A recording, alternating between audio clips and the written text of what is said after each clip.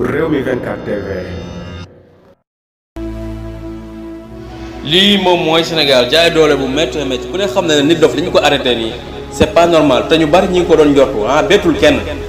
bettul kenn kan nit dof jàmbaaru fàkk tëdd la nit dof du ragal nit dof Sénégal daf koo jaral bakkanam wallaahi nit dof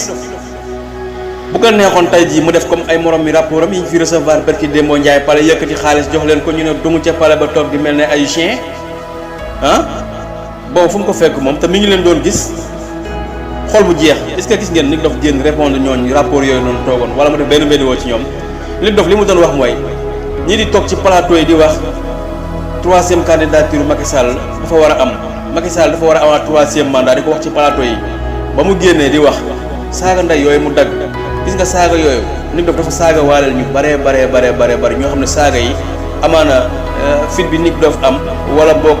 nit dof li mu mën ñoom mënuñu ko mais boo gisee saaga yi dafa neex ñu bare parce que c'est vrai ñoom dañuy def moom moo gën a garaaw saaga xanaa xamoo kuy dóor a man kuy saaga te ñoom dañuy dóor te dóor yi ñuy dóor boo def ñu ne la doo fi yuuxoo dictature bu metti te ñoom ku ne gis na la ñu faree ci nguur gi ñu ngi def ay dégâts yu gën a garaaw yi te du mujj fenn léegi nag boo faree ci opposition bi boo waxee benn wax wala nga jëf benn jëf ñu jàppale condamné la te li ci gën a doy waar mooy duñu la wax ñaata la tëj duñu la jugé dañu lay téye ba heure bu la neex nga jóob fa yàggee comme Ousmane Diagne ak Papito Kara ñu libéré barki Demba Ndiaye comme Pape Alé Niang Abdou Karim Gueye ak ñeneen ñoo xam ne jàpp na tey nit dof moo ci topp ëllëg dañuy séentuwaat ñeneen kane 1 an yi ko fi dese dina metti lool ci waa opposition bi dina metti lool ci patriote yi nguur gi yàlla rek moo dul jeex nguur gi dina jeex bientôt li ko fi des bariwul te troisième mandat boobu fu mu koy defee loolu moom mooy problème parce que balaa mu koy def dafay jaay ci Sénégalais yi seen kaw benn par benn léegi nit yi bu ragalatuñ kaso boo xam ne bis bi yàlla saak yaa ngi jaabat de du ko génn mel na bidig xam nga ne loolu Sénégalais yi ragalatuñ kaso ndax kaso jombul kenn te kaso doomu aadama yu baax yépp a fa dugg kilifa yu bare ay yonente yu bare tëj nañ leen kaso dama ne gore ba dee moo gën goree di ba xëy dee xeexal sa réew ci jaamu yàlla la bokk bëgg sa réew ci jaamu yàlla la bokk lii yëpp xam nañ li ko waral mooy ànd ak Ousmane Sonko képp koo xam ne da nga ànd ak Ousmane Sonko ñu diaboliser la di la bàyyi xel dëkkal la foo dëkkul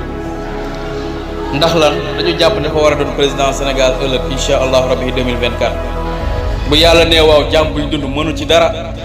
bu ko naree doon dana ko doon amul mbindeef buy taxaw ci kaw suuf bu ko mën a xañ bu yàlla ne Ousmane dafay doon 5e président Sénégal en 2024 waaye lii yëpp ci nettali lay mujj ndax lu tëgg tas kenn amul doole xam nga kan moo am doole jàlla loxo wa azal kamal mooy pour yàlla suñu borom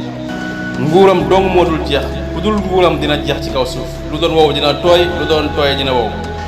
kullu nafsin saay xatil matu bépp bakkan bu ñam dund di nga ñam dee ñun ñëpp ci biir suuf la ñuy mujjee nañu rafetal xam ne jëf bu baax rek moom mooy seede borom ëllëg ci biir bàmmeelam jaa ngeen jëf mbokk yi